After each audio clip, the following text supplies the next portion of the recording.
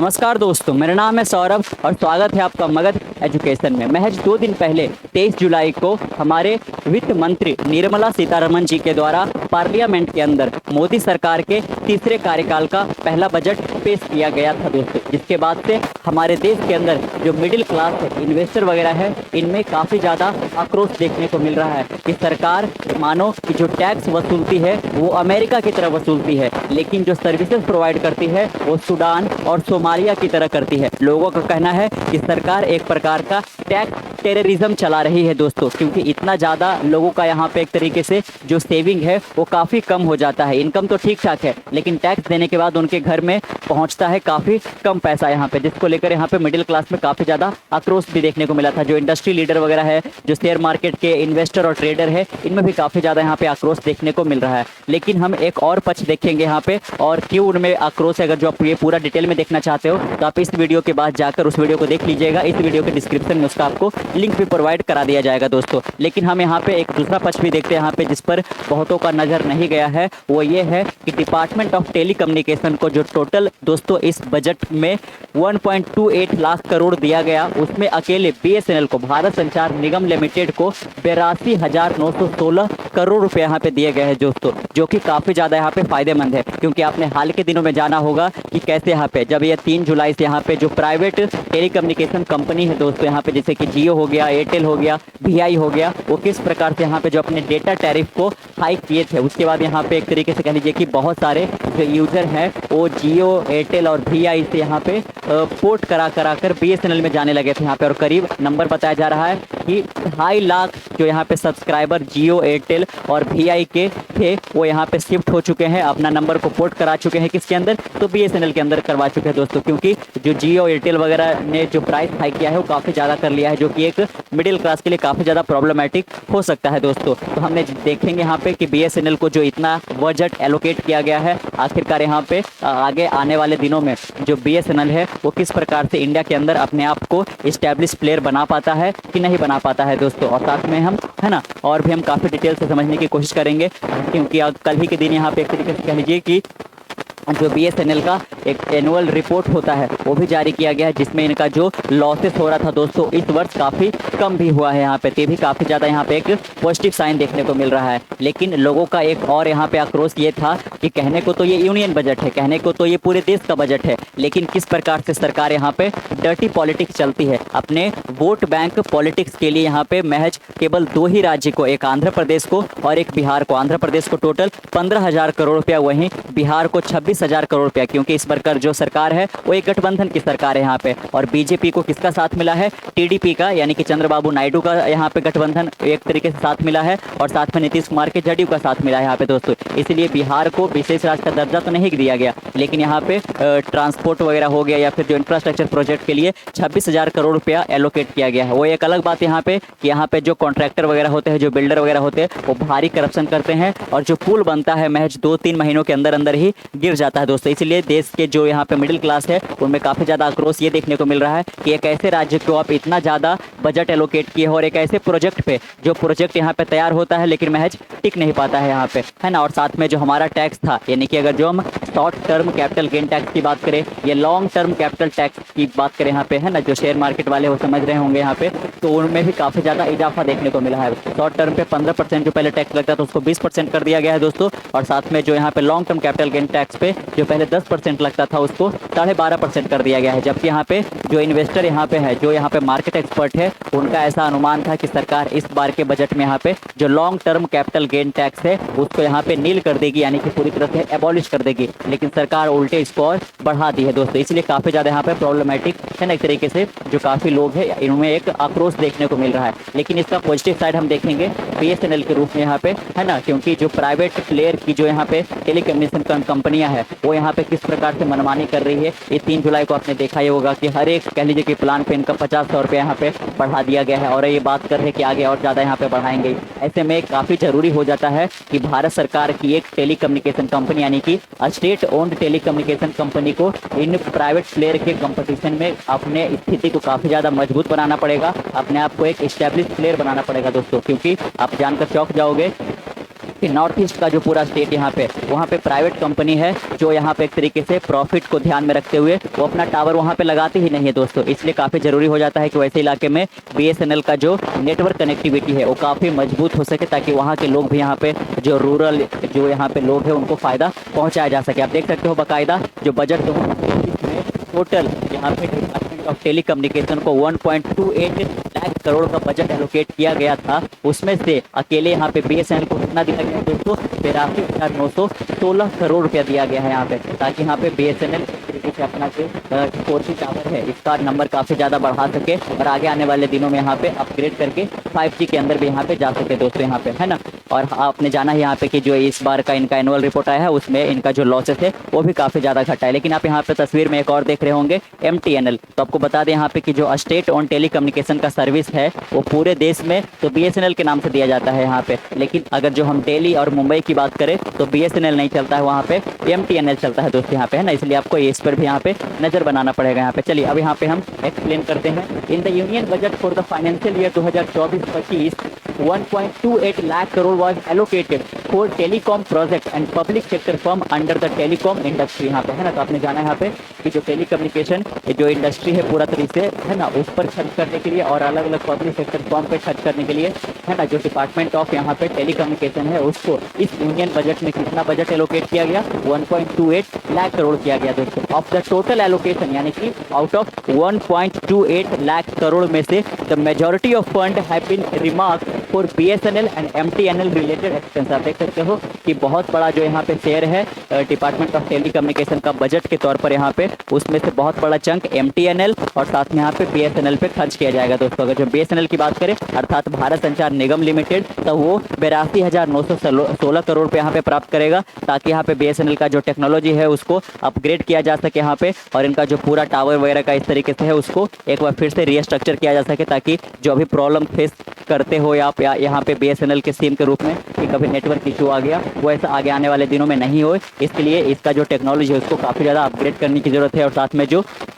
Remote area में रहते हैं, जो पहाड़ी इलाकों में रहते हैं, वहाँ पे जियो एयरटेल अपना सर्विस प्रोवाइड नहीं करता है, क्योंकि वहाँ पे अगर जो अपना टावर लगाएंगे तो उतना ज़्यादा वहाँ पे वो है ना सर्विस नहीं दे पाएंगे, इसलिए उनका एक तरीके से कह लीजिए कि प्रॉफिट नहीं आ पाएगा। तो प्राइवेट कंपनी तो अपना प्रॉफिट देखती है, लेकिन है ना सरकार को सारे लोगों को ध्यान देना, इसलिए यहाँ पे BSNL को मजबूत होना काफ़ी ज़रूरी था दोस्तों यहाँ पे। चलिए अब यहाँ पे थोड़ा सा गौर कर लेते हैं कि पिछले 2 और साल के जो बजट यहाँ पे पेश किए गए थे उसमें जो डिपार्टमेंट ऑफ टेली कम्युनिकेशन को फंड एलोकेट किया गया था उसका कितना परसेंट या फिर कह लीजिए कि उसमें उसका कितना अमाउंट BSNL को दिया गया था दोस्तों। तो अगर जो हम फाइनेंशियल ईयर 2023 की बात करें यहाँ पे, तो डिपार्टमेंट ऑफ टेली कम्युनिकेशन को टोटल 1.18 लाख करोड़ दिया गया था, जिसमें से BSNL को कितना मिला था, तो 26.3 हजार करोड़ मिला था। अगर जो हम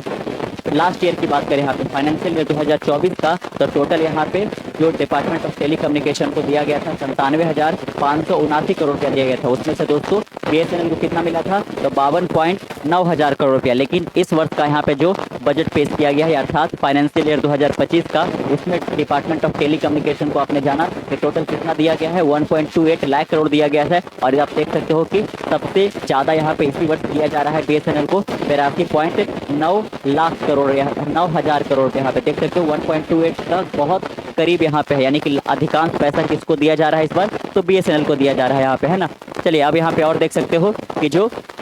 2025 के लिए 2024-25 के लिए जो total department of telecommunication को 1.28 लाख करोड़ रुपया दिया गया था। अगर जो हम स्पेसिफिकली बात करें तो 1,28,915 करोड़ रुपया, उसमें से दोस्तों 1,11,915 करोड़ रुपया सरकार अपना जो यहाँ पे एक तरीके से टैक्स वगैरह कलेक्ट करी है उसके लिए आता है, और 17,000 करोड़ रुपया प्लस यहाँ पे इसलिए लिख रखा है क्योंकि जो यहाँ पे प्राइवेट कंपनी है जैसे कि VI हो गया, एयरटेल हो गया और जियो वगैरह हो गया, उनका एक तरीके से यूनिवर्सल सर्विस ऑब्लिगेशन फंड के तहत उनको टैक्स देना पड़ता है सरकार को यहाँ पे। तो टोटल यहाँ पे जो इस वर्ष कलेक्ट हुआ था वो 17,000 करोड़ का जो प्रोविजन है वो कलेक्ट हुआ था दोस्तों, जो कि टोटल यहाँ पे जोड़कर किसको दिया गया, तो डिपार्टमेंट ऑफ टेली कम्युनिकेशन को दिया गया। देख सकते हो the additional provision of 17,000 crore is made from the balances available under universal service obligation fund and will be utilize for a scheme example compensation to telecommunication service provider Bharat net and research and development. तो आप देख सकते हो कि जो एक तरीके से सर्विस ऑब्लिगेशन फंड के तौर पे जो टैक्स वसूला गया जो प्राइवेट कंपनी से है, टोटल 17,000 करोड़ रुपया, और इसको खर्च किया जाएगा, इसको यूटिलाइज किया जाएगा। जो कॉम्पनसेशन यहाँ पे देना होता है टेलीकम्युनिकेशन सर्विस प्रोवाइडर को, उस पर खर्च किया जाएगा। भारत नेट और रिसर्च एंड डेवलपमेंट इसको खर्च किया जाएगा दोस्तों यहाँ पे, है ना। तो आपने जाना कि किस तरीके से, है ना, पिछले 2 सालों के अंदर BSNL को कितना मिला था बजट का हिस्सा, और यहाँ पे 17,000 करोड़ वो कहाँ से आया है। The telecom budget include N allocation of 17,510 crore for pensionary benefit of the department of telecommunication employees, है ना। तो आपने अब यहाँ पे हम देखते हैं कि 1.28 लाख करोड़ जो यहाँ पे दिया गया है डिपार्टमेंट ऑफ टेलीकम्युनिकेशन का, उसका 17,510 करोड़ रुपया खर्च किया जाएगा दोस्तों, जो डिपार्टमेंट ऑफ टेलीकम्युनिकेशन में जो एम्प्लॉयज काम कर रहे होते हैं उनके पेंशन के ऊपर यहाँ पे, including employees observe in BSNL and employees of MTNL। तो 17,510 करोड़ रुपया एक तरीके से कह लीजिए कि पेंशन के रूप में चला जाएगा BSNL के एम्प्लॉय को, और साथ में यहाँ पे MTNL एम्प्लॉय को। MTNL का मतलब क्या हुआ, महानगर टेलीफोन निगम लिमिटेड, और ये केवल ऑपरेट करता है मुंबई में और दिल्ली में, बाकी देश के दूसरे हिस्सों में स्टेट ओन टेलीकम्युनिकेशन के रूप में BSNL ही ऑपरेट करता है दोस्तों यहाँ पे, है ना।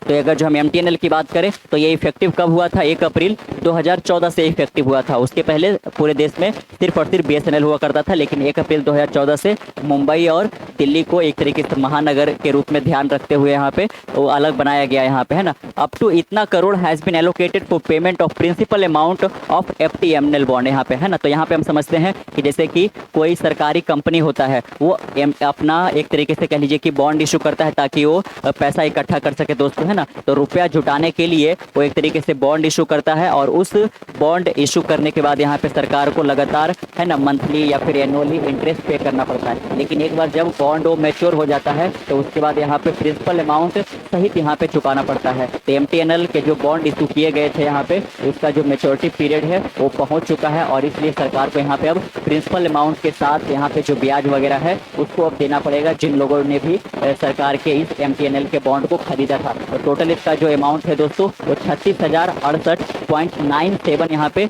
करोड़ रुपया है। तो इतना केवल सरकार खर्च कर देगी, जो 1.28 lakh crore department of telecommunication को दिया गया था, उसका इतना रुपया केवल और केवल सरकार जो MTNL बॉन्ड जिन लोगों ने खरीदा था यहाँ पे और जिन लोगों ने यहाँ पे पैसा दिया था उनके ऊपर चला जाएगा यहाँ पे। चलिए और आगे आप देख सकते हो, है ना। तो टेलीकम्युनिकेशन का जो मैन्युफैक्चरिंग है इसको बूस्ट करने के लिए सरकार ने यहाँ पे इतना ज़्यादा बजट एलोकेट किया है। To boost domestic telecom gear manufacturing the government has propose to increase import duty on motherboard by 5% यहाँ पे, है ना। जो मदरबोर्ड यहाँ पे होता है उस पर जो यहाँ पे इम्पोर्ट ड्यूटी लगाया जाता था दोस्तों, उसको 5% से बढ़ा दिया गया है। इसका मतलब अब मदरबोर्ड को इम्पोर्ट करना और ज़्यादा यहाँ पे महंगा पड़ेगा, इसीलिए यहाँ पे जो भी इम्पोर्ट करते हैं मदरबोर्ड को एक तरीके से वो डिमोरलाइज होंगे और वो कम मदरबोर्ड यहाँ पे इम्पोर्ट कर पाएंगे। इसका मतलब ये हुआ कि डोमेस्टिकली मदरबोर्ड को यहाँ पे काफ़ी ज़्यादा मैन्युफैक्चर किया जाएगा, जिससे लोकल लोगों को भी काफ़ी ज़्यादा रोजगार मिलने की संभावना है। तो incentivize domestic manufacturing I propose to increase the BCD basic custom duty from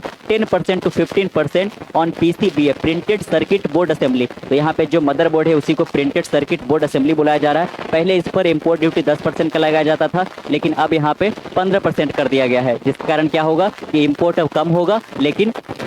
इसका डोमेस्टिक मैन्युफैक्चर यहाँ पे काफ़ी ज़्यादा हो पाएगा दोस्तों, है ना। In the budget a provision of इतना crore has been made for technology development. तो आप देख सकते हो कि जो BSNL को टोटल रुपया दिया गया है 83,000 करोड़ रुपया, उसमें से 34 जो करोड़ रुपया है वो टेक्नोलॉजी डेवलपमेंट पे खर्च किया जाएगा, इन्वेस्टमेंट प्रमोशन पे खर्च किया जाएगा, 70 करोड़ रुपये यहाँ पे चैंपियन सर्विस सेक्टर स्कीम पे खर्च किया जाएगा, और 1806 करोड़ रुपये यहाँ पे प्रोडक्शन लिंक जो इंसेंटिव होता है PLI स्कीम उस पर खर्च किया जाएगा। तो BSNL को काफ़ी ज़्यादा बूस्ट मिला है ताकि वो यहाँ पे जियो, एयरटेल और VI के अगेंस्ट खुद को कम्पीट कर सके और मार्केट में अपना स्थिति को लगातार बनाए रख सके दोस्तों। इसके अलावा आप देख सकते हो कि BSNL को और ज़्यादा बूस्ट मिले, इसके लिए सरकार ने क्या किया है, जो 25 मिनरल होते हैं जैसे कि यहाँ पे लिथियम, कॉपर, कोबाल्ट और रेयर अर्थ एलिमेंट होता है, जो कि यहाँ पे renewable energy, nuclear energy, space, defence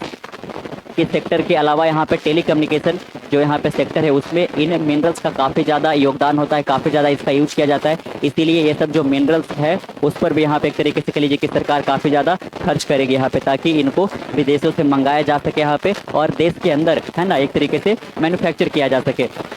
This will provide a major fillip to the processing and refining of such minerals and help secure their availability for this strategic and important sector। तो आप देख सकते हो कि जब इस mineral को है ना इंपोर्ट किया जाएगा आसानी से, और इसीलिए सरकार ने कस्टम ड्यूटी को इस पर कम कर दिया है और ये कच्चे माल के रूप में आएगा और इसको प्रोसेस करके, इसको रिफाइन करके अलग अलग जो यहाँ पे सेक्टर है जो कि स्ट्रेटेजिक और इम्पोर्टेंट सेक्टर है, जैसे कि हमने देखा न्यूक्लियर एनर्जी का सेक्टर, रिन्यूएबल एनर्जी का सेक्टर, स्पेस, डिफेंस और टेलीकम्युनिकेशन का जो सेक्टर है उस पर काफ़ी ज़्यादा खर्च किया जा सकता है। तो आप देखोगे यहाँ पे कि आगे आने वाले दिनों में अगर जो BSNL अपना सर्विस को ठीक कर पाता है, जो नेटवर्क कनेक्टिविटी है और जो नेटवर्क स्पीड है उसको अगर जो BSNL ठीक कर पाता है, तो जो 2.5 लाख सब्सक्राइबर जो एयरटेल, जियो और VI से अपना नंबर पोर्ट कराकर BSNL में आए हैं वो टिके रह पाएंगे। अदरवाइज अगर जो BSNL अपना सर्विस ठीक नहीं दे पाता है तो यहाँ पे फिर से वो वापस चले जाएंगे जियो और एयरटेल में दोस्तों। और साथ में करीब करीब है ना 5 करोड़ के संख्या में यहाँ पे नए कस्टमर BSNL को ज्वाइन किए हैं, जो कि काफ़ी ज़्यादा इंप्रेसिव है और सरकार को इस पर काफ़ी ज़्यादा और ध्यान देने की जरूरत है। तो कैसा लगा आपको आज का वीडियो नीचे कमेंट बॉक्स में जरूर बताइएगा। मिलते कल एक नए वीडियो के साथ, तब तक के लिए keep learning, keep growing, next bye bye.